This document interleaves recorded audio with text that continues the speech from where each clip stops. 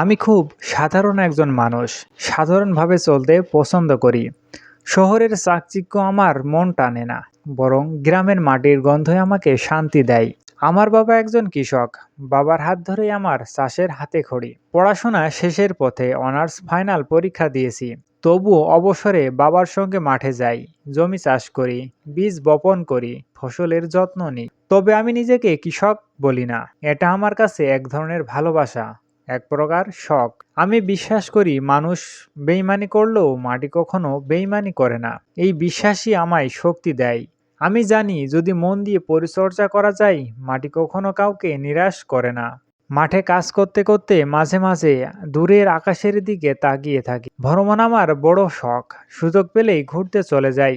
তবে বেশি দূরে অর্থের অভাবে ঘোরা হয়ে ওঠে না। তবু আমি হতাশ হই না। আমার পৃথিবী এই মাঠ, এই বাতাস, এই আকাশ। আমার বন্ধুরা কেউ শহরে চাকরির খোঁজে, কেউ বিদেশে যাওয়ার স্বপ্ন দেখে, আর আমি হাসি মুখে বলি আমি নিজের মতো চলি। সঙ্গীর প্রয়োজন নেই, কারণ মাটি আমার সবচেয়ে বিশ্বস্ত সাথী। আমার গল্পটা হয়তো খুব বড় নয়, কিন্তু আমি মনে করি সফলতা মানে সব পেতে হবে এমন নয়। নিজের ভালোবাসায় স্থির থাকতে পারা, আর মাটির মতো সত্যের সঙ্গে যার সম্পর্ক, তারা কখনো হার মানে না।